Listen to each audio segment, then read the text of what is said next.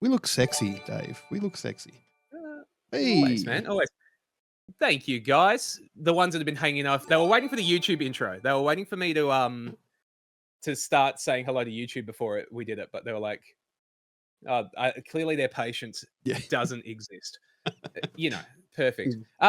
Chat, if you're hanging out in twitch.tv/Desane, you should jump over to Straight Jacket Gym as well, because that is where you're going to see the actual podcast layout. That is Because I'm me. lazy and I've basically given all of the work to Jim. That's it. I'm just here to talk. That's it. That and trying to get dual camera inputs is ridiculously hard. Also subscribed to also. Yeah, it's one of those that we just try to get. And thank you, Chibi and Hyenasaur for also subscribing. Yay. All right. Well, it's week 1, man. I think this is going to have some teething issues at the best of times. Yes, yeah. It's I'm realizing now that we haven't even kind of nailed down an intro yet. So welcome to Mondayish, everybody. Fly with it. Oh, are we just going? I was going to say, let's just go. Let's just go. We're just ripping the Band-Aid off. Yeah. All right. Hello. So yeah, Alrighty. So this is totally professional. We're very profesh here, like only the best for chat. But no, we got together and just decided we wanted to chat about video games, and we figured that we had originally planned that this was going to be on Monday, and yes, I realize this is a Monday that we're kicking it off on, which is nice. But Dave kind of forgot that in season and WoW, that's his raid night. So we're going to move it. So generally it's going to be on a Sunday evening. I would get in a lot of trouble if I couldn't make it to the WoW thing. I also this podcast has been going for less than 2 minutes and it's already, will this be on Spotify? So, the expectations are being placed already by chat. Look, it's Monday-ish. Yeah. The podcast will come out Monday-ish. Yeah. If we take time zones and things. That's it. And by the time I actually get it edited and put up somewhere as well. See what I said when I said I let Jim take all the work. I'm not kidding. I'm sitting here realizing if we're going to try and keep these at like 15 minutes, I should, have a timer or something going. So I'm going to do that now. If it goes long, it goes long. Oh yeah, just as an indication, so we can see where we're at. Roger. Yeah. So have we actually introduced ourselves? We have not. I'll let you go first, since most of the chat's your chat. I mean, it's our chat now. It's a podcast. Hello, my name is Dave or Desane. Look, it's the first episode, and you'll get to know us over the time. I'll let Jim introduce himself, but I already have a topic for today, Jim, and I have not cleared this with you at all. Oh, so I like questions without notice. I like this. But yes, my name is Straight Jacket Jim, also known as just Jim. I also have a government name, which freaks everybody out when they realize that it's not Jim, which I'm not going to tell you just yet. We're going to leave that as part of Mondayish law. You got to try and work it out. But yes, I've known Dave through the WA streamer community for a couple of years now and get on really well. And I figured there's nobody else I would rather have opinions with. And, we're both kind of that middle-aged white man territory now. So I figured that, we should start a podcast. We have opinions and we need them to be heard. No, and I mean, for anyone that was on my channel as well at the moment, you would have just realized the music kicked back in. That's why it looked like I got jump scared while you were doing that intro. Just music came on, and I was just like, "What the?" But yeah, no, it's going to be fun. Like, I think we both have a fair few opinions and things like that. The interesting ones are going to be where we disagree. Like, I feel like we align on a lot of things, but where we disagree is going to be fun. That's it. And, I think you'll probably agree with my topic today. And I think we just jump into the topic today. Let's do it. Trip the Band-Aid off. Let's go. Having thought about this, and how we've already said that we're not doing intros, we're not doing nothing like that. We're just sort of going for it. Swearing. Yes, no. Sorry, swearing? Yes, can I swear? Look, I don't have a problem with swearing. I mean, look, it's not going to be often, but I think it sums it up at the moment. Because my opinion, based on the last week in video game news, the video game industry is fucked, man. As a whole, this is it's going badly and it's going to get worse. You look at Bluepoint getting shut down last week. Like, we had an awesome state of play. We had just this awesome, here is the upcoming Sony games, all that kind of stuff. It's going to be great. Day after, we're shutting down Bluepoint, a company that has done awesome games. Like they did the Demon's Soul remake, for God's sake. That was so good. It's still pointed to as one of the best PS5 like exclusives. The next day, the CEO and Sarah Bond, Phil Spencer and Sarah Bond at Microsoft are stepping away. And as much as I say this has been in the works for a year, no chance. The way that all went down, it was like, hey, we're retiring on Monday.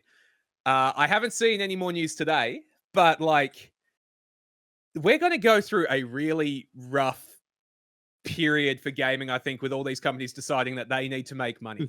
What do you mean we're going to be going through? We're already going through it. Like, it's just, this is not a new thing. Like, this goes back to like Hi-Fi Rush that released 2 years ago now, I want to say.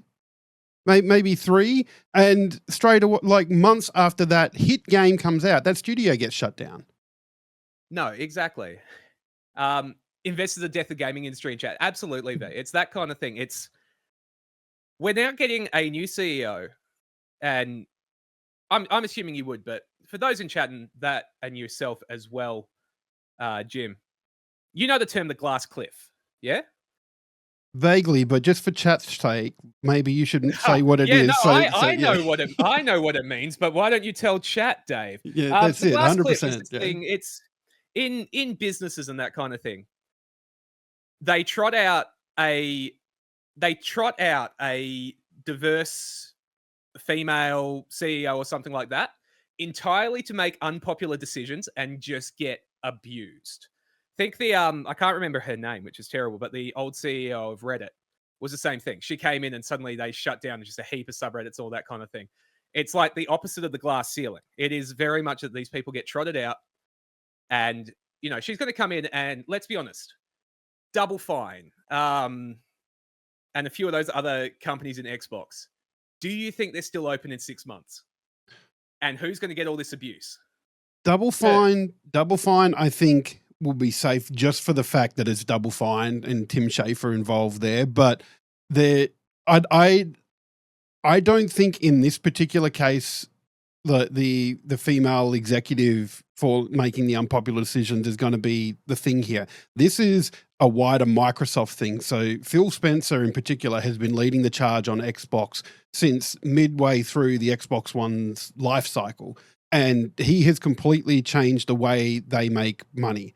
And he's completely changed it from a console game to a cloud services game.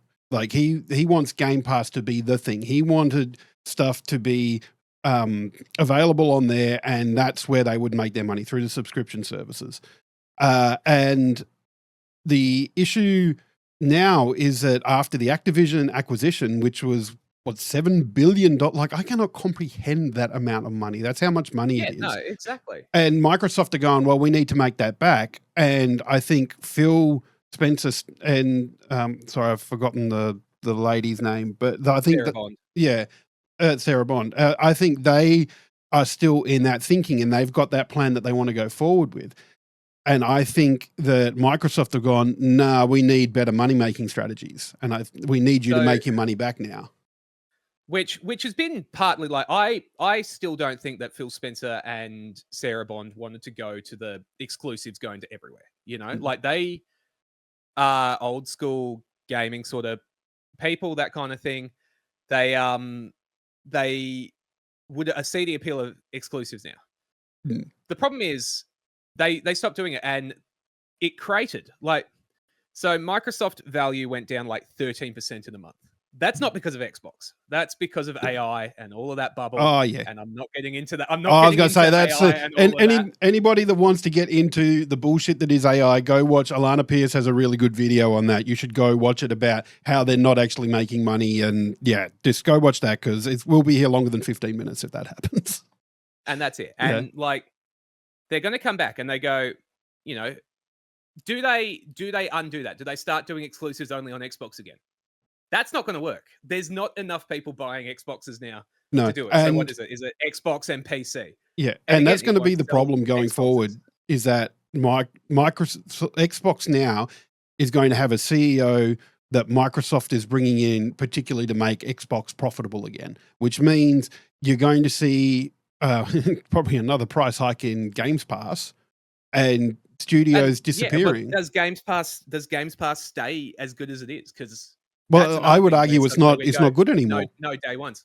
Yeah, look, it's still pretty good. Whether it's worth the money, I don't know if it is, but you still get Xbox exclusive day one.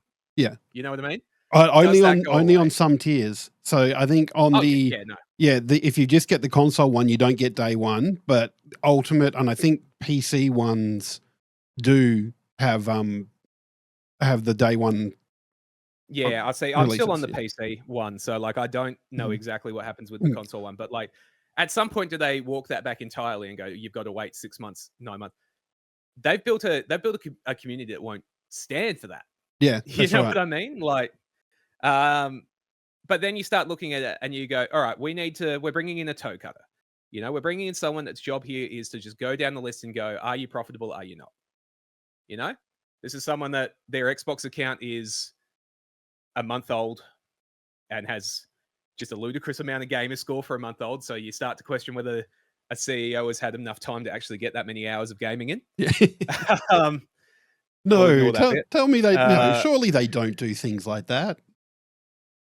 But you come down the list and you go things like, does it become a company that goes, we do COD, we do Blizzard, we do Elder Scrolls, we do, does a Double Fine or something fit in that when you compare costs to how much they sell? Because Keeper, what's the it was the Lighthouse game that came out. Yeah, I played most of that. That was really cool. I loved but it's an exploration game. It's a puzzle game. There's not a lot of gameplay in there. And like, I say that like it's a bad thing. Like I don't, and I don't want to take away from anything here because that game was still amazing. And I would encourage anybody to play it. If you got Game Pass, go play it because it is good. But it's just it's artsy and I really like it. It's the kind of game I like. I'm a big indie. I love indie games. I play mostly indie games. And I loved it. But that is not, if we think about, do we think that's actually making a profit for Microsoft? And if it's not, how does that survive when even companies like Bluepoint have one game get cancelled and it just wrapped up? They were doing a live service game, a live service God of War game for 5 years, got cancelled, tried to pitch new games for about a year, and then they're shut down.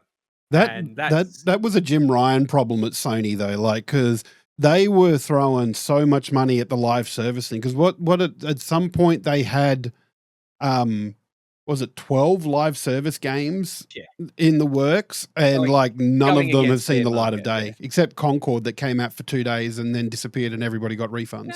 Well, look, we got Helldivers. I think Helldivers was in that sort of wave potentially, and we've got Marathon soon. And by all accounts, Marathon came out, realized it needed more time to cook, and went back. Yeah, potentially Highguard would have benefited from that. But mentioned Helldivers in chat, Apparently, Solaris just keeps wanting to talk about Digimon. Well, maybe we'll have a Digimon episode one day. I don't know what it'll be. I was going to say I'll have to learn about Digimon first because I know nothing about that. Other than it's very Pokemon-like, but I think Digimon came first. That's about the only thing that I remember from it. Can't name any of them. More than I know. Yeah. But yeah, like getting back to the Keeper thing, like you're saying, how well did it sell? But I feel like when a game goes onto Game Pass, the matrix and sort of KPIs that you would have to measure how well a game does, obviously that can't be sales if you're playing it on Game Pass. Maybe is it how many hours people were playing it? But it's a weird thing, man. Yeah, and like V's pointed out in chat as well, as around you want to pump up games, low cost, high frequency, all that kind of thing. Games Pass has not seen an increase in subscribers. They've maxed out. Like the people that are going to use Games Pass are using it. How does a game make profit if it's on Game Pass? So if it's a third party game, Jep, and this is my understanding, and it could be slightly off, but a third-party game, so a game like Yakuza, which showed up on Games Pass, Microsoft basically gives depending on the game, it's either a flat number of we will give you X million to put your game on Game Pass for 12 months, or I did read something once about like a per license thing, but I don't know how often that exists. I'm fairly sure it's just we'll give you X million dollars. We get your game for 12 months, 18 months, whatever the contract is. Microsoft games, they just put up there because they own them. They can put it up. I would be interested in seeing some bits around that, because like obviously there would be there's definitely an advantage to getting your game on Game Pass, in that getting more eyes on it, getting that word of mouth out there. So if an indie game wanted to get on Game Pass, is the contract the other way, where the indie game has to pay to be on Game Pass? Like that always worries me about that sort of arrangement. I haven't heard about that kind of stuff. There is conflicting sort of vibes when you read like statements from indie game developers around, like, some say it's great because they just, like, before they're even finished, they'll get like, hey, we will give you 50 million to, like, while you're working on your game, and it'll come out on Game Pass the day one. Sort of like Star Sand Island, Jep, the one that you're talking about that's just come out. Really cute farming game. Very much looking forward to checking it out. It's in early access at the moment, that kind of thing. It's on Game Pass. So Microsoft must have gone to them and gone, look, we want your game to come out on Games Pass. We will give you this many $1 million. Here's how long we want it to stay on. So not necessarily 12 months. It could be longer. It could be shorter, all that kind of stuff. 12 months is a pretty common one, which is why you see a lot of people able to predict what games are going to leave by saying when they came on. But yeah, some indie developers talk about it being great because it gives you that known money. But then if your game is one of the biggest games ever, some of these indie games just blow up. If they blow up, and they blow up by everyone playing it on Games Pass, they don't get any extra money. So it's that trade-off. Like, it's whether they think they'll get more money from the Games Pass or not. And, different people say different vibes on whether that's a good deal. And it probably depends on how well your game does. Yeah, well, that's another thing, and like you're saying, is the licenses, or is the deal for a per license thing, or is it a deal cash up front? And if that's the case, Microsoft has kind of turned themselves into a secondary publisher. So, you rather than going to somewhere like Devolver Digital, or maybe you go to Devolver Digital and Devolver's like negotiating deals with Game Pass to get your game on there then. So like it's a very, and that's the problem I have with a lot of these newer distribution methods, is that unless that platform tells you, you don't know how well that game does. Yeah, and that's what I'd be really interested. You never see it because of NDAs and all that kind of stuff, but seeing what that looks like on the back end would be super interesting. And that's a really good one as well to point out, Jep. Like, if you love a game that you play on Games Pass, buying the game is the clearest message to them. Hey, like, here's my support, that kind of thing. I've done that once. Does it kind of work the same way for PS Plus? Yeah. Yes. To our understanding, Jim and I pay attention to the gaming industry. Jim was involved in Goa and all of that back in the day, but we don't have insider information yet. No, that's yet. If you send us to everyone, that's it. Yeah, tell everybody about us. There will be a YouTube channel. Well, there is currently a YouTube channel that this will be going up on. But yeah, we want context. Give us industry context. We would love that. It's a really good, 20 minutes into a podcast existing to be like, yeah. So please give us insider info. Please help with our content. We really want more content. Yeah. But yeah, as far as I'm aware, PS Plus is very similar. But it's an interesting one. It's been an ongoing conversation, and people go back and forth on it. Is, say 1 million people play it on Games Pass. How much of that million would have bought it if they didn't buy it, if it wasn't on Games Pass? Well, that's the other thing as well, because that was kind of what I was doing. Like, my history with games was that I had a very small pile of shame, because I bought a game and I would play it and finish it. But now Mm. with Game Pass, I'll start a game, and if I don't like it, then I didn't cost me anything in inverted commas. So I'm happy Yeah. to stop playing it and leave it on the shelf, you know, which I And wouldn't have done if I'd bought a yeah. game. And that's an interesting one for someone like myself, where, you know, if you buy 8 games a year, you're in the top 1% of people buying games. You know what I mean? It's a lot. Most gamers do not buy more than 1 or 2 games a year. Mm. The thing is, I would used to buy a lot of those indie games that are on Games Pass or PS Plus. You know, like examples like Minute. Minute is a really cute indie puzzle game that I picked up on Games Pass, and I beat it in what, 3 hours probably. Mm. So I was done. Yeah.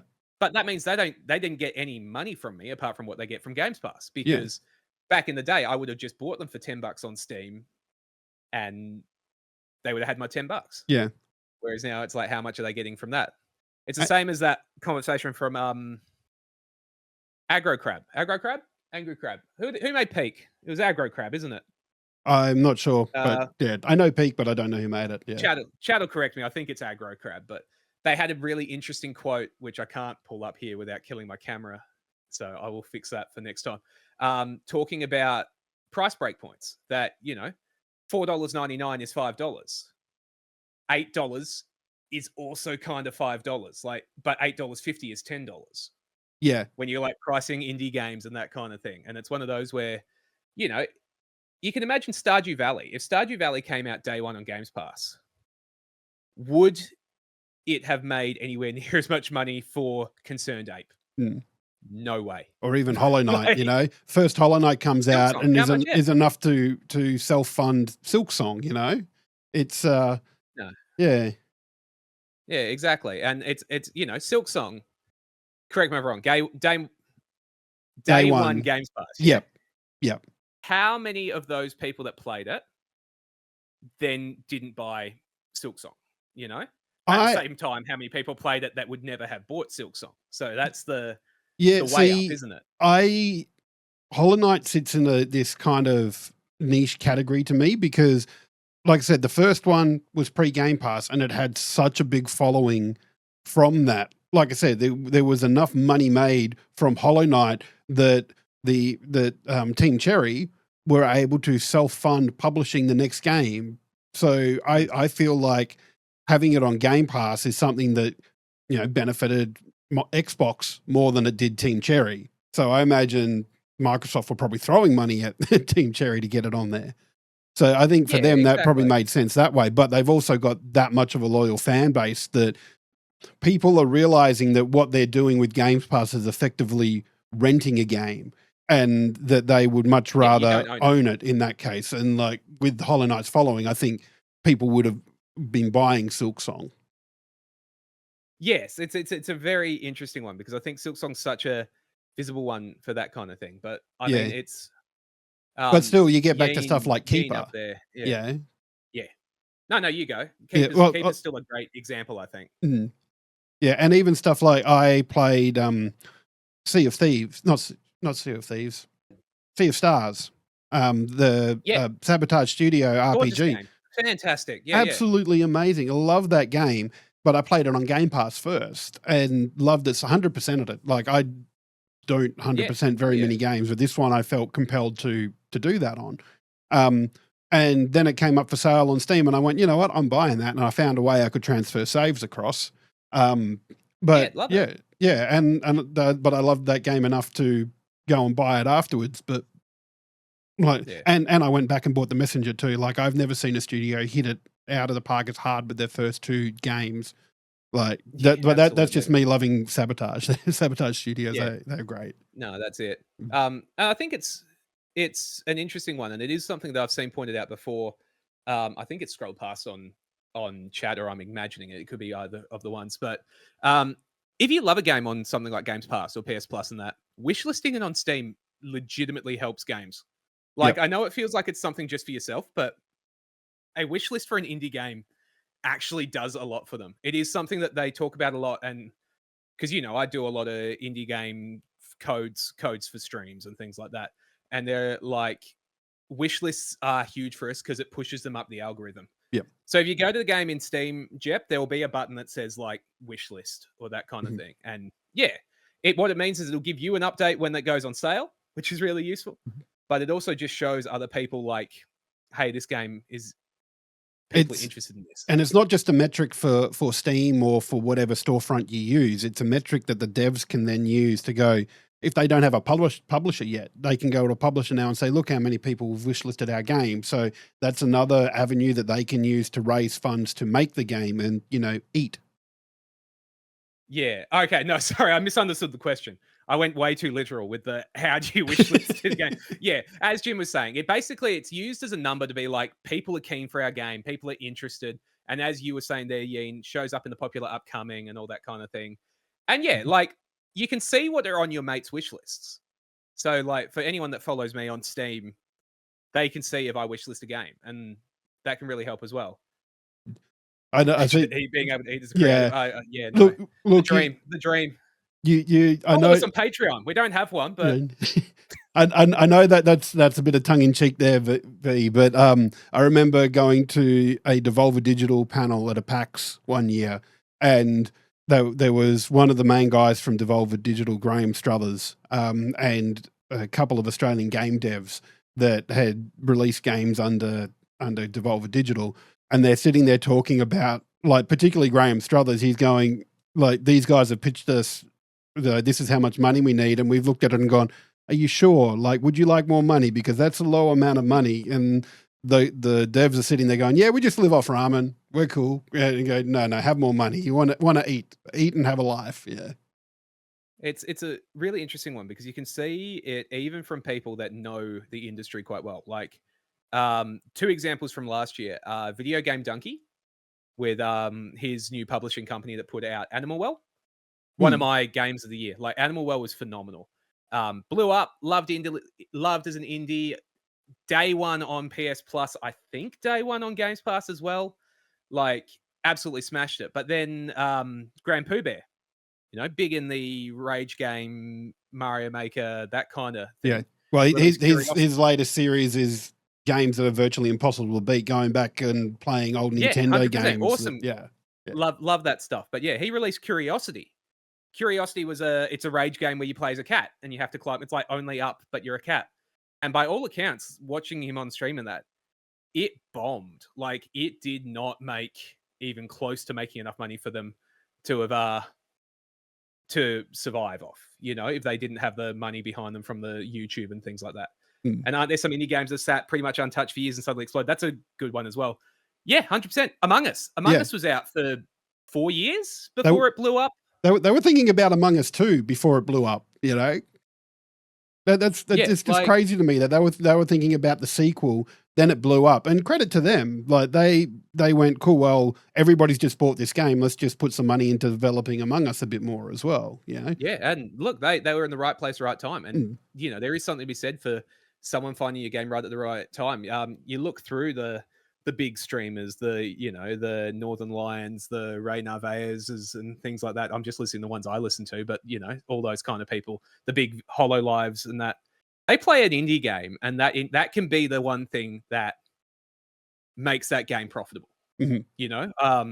Supermarket Simulator or one of those ones that was, unseen for ages. Then suddenly one of those big people plays it and it just blows up. Yeah. How does it blow up? If I could answer that, I'd be a very rich person. Yeah. I was gonna say, how does something go viral? Like, it's just a thing. Like a very specific and right set of circumstances happens, and all of a sudden, a game will take off. The whole game blowing up. I mean, that was one as well. Exactly. But like, you just imagine it, Jep, as literally yes and no. Like, if you've got a good hook, a game that is a good hook that gets seen by the right person and played for their audience. It's like, how did I find The Bazaar? The Bazaar was a game I loved for a while, really got into it, thought it was going to blow up, made terrible monetization decisions, and that can be a whole episode on its own. But that was through Northern Lion. Like, Northern Lion played it for his, I think 15,000 average viewers or something like that. If 1% of that audience then starts playing, it snowballs. And Yeah, it's huge for that kind of thing. But yeah, it's And just it's huge luck. It's having the right hook. It's being in the right place, the right time, and a grabbing hook it. a hook is so important. Like, I remember there was a game I've been watching in the WA scene. At the time, it was called Inoculus or something like that, and it was this very pink. When I start talking about this, Dave, you'll probably realize what game I'm talking about. I know which game it is but already. Yeah, but it was this really not fast a movement good shooter. choice The for faster you fantasy went, critic, Jim. yeah, I know. but like the game itself, it was fun, but it didn't have that hook. And then it changed its name to Don't Stop Girly Pop, and all of a sudden it had this identity, and it made it 10 times more appealing. And the game itself hadn't really changed. The gameplay was still the same, but they've now got that hook, and that's like, you can't underestimate how important that is. No, spot on. Yeah. But it's also like the problem is for developers, it's very hard when you're making something to know if it's good or not. Yeah. You know, like I see the quotes all the time because I'm fascinated by the I'm going to call it the failure of Highguard. You know, the way they talk about it, and ignoring how the internet treated that game, the way they talk about it is that everyone who tested that game, everyone who talked to the developers about it, having played it in like closed beta and stuff, loved it, said it was the next big thing, that kind of thing. It came into the wider internet and it wasn't great. Like it was mid. I don't know if you played it, but like it was just. I didn't. I watched a few streamer friends play it and spoke to them about it, and they quite liked it, but it wasn't your normal kind of attack. Well, it wasn't your normal attack and defense stuff. So like there was a phase of resource gathering and then building defenses, and then first to this object became the defenders and the others were the attack. Yeah, it was It's very different. Seek and destroy from like COD and things like that, which is cool and kind of worked. The map was too big for 3 versus 3 to start with, and a few things like that. And there was probably stuff that an open beta may have identified a bit more. But yeah, as Jeppy said, it's been out 3 weeks and it's sub 1,000 players now on Steam. Like that's on borrowed time till it shuts down. And like a live service game can't afford a free to play live service game can't afford to have sub 1,000 players. I think that's the danger of live service games though, because they need to have an audience to survive. But when everybody's dreaming that they're making the next Fortnite, and people have their game now as well. Yeah, you know, like I play World of Warlock. I looked at Deadlock right as that was copying up. World of Warcraft. World of Warcraft is my main game. Like a lot of my time goes into that. I can't afford to have another main game. So any kind of free to play or live service game is competing with a game that I've put 20 years into. Yeah. You know, like and it's that learning curve as well. Like I don't mind. See, and this is the funny thing for me. I don't mind Marvel Rivals, and I'll jump on for the odd game of that because the heroes make sense to me. But if you ask me to play Valorant, I don't know those heroes, and the abilities don't make sense, so I won't play Valorant. You know. Let's see here. You like Marvel Rivals? Have you tried Deadlock? I did. I'm going off topic now. One of our friends, Mighty Blue Justice, got me into playing it for a little bit, but because that's has that MOBA base as well, and it's about upgrading your skills. Like I don't want to have to learn skills, and yeah, it's going to be huge. Like it's going to be a big and I can definitely see the appeal, and with Steam behind it, Valve behind it. Sorry, it's going to be great. A company that already knows MOBAs, knows class-based shooters, it's like, yeah, cool. Yep. You know what you're doing here, and is very happy to just copy what works. Exactly. I was playing with Yeen in chat for the first time, like the first time they've ever played it, and basically every character was just like, all right, that's Roadhog. Okay, that character is this character. Like just pointing to all those different games, just going, this is who you're playing. Like that is that kind of thing. Yeah. But yeah. No, we've definitely drifted a bit. Well, we've had good discussion, and we have ended up going for double the amount of time that we had planned. But that's okay. I've snoozed an ad on my channel a few times, so I'm out of snoozes. You're gonna have to learn to tell me to shut up. No, that's all right. We were having good conversation, and I must admit, I was a little bit worried when we started talking about this because 15 minutes was a nice tight time frame, but after that, I feel like we haven't really talked about a lot, but I feel like 15 minutes is going to be too. So we'll have a chat about that off anyway. But I think this is a good point to finish up again. At least 15 minutes. Yeah, at least 15 minutes. We'll go with that. 15 minutes-ish. That's it. 4 hours later. But no, I think that's a good first episode. Good. We had some good chats there. There was a good topic, I think. But I want to say thanks, Dave, for coming on board and having a chat. Like I say, I'm a man with opinions that likes telling people those opinions. So it's good to be getting back into the podcasting space. Absolutely, man. And chat, thank you so much for hanging out. Your questions, your comments, all that kind of stuff. We do appreciate it.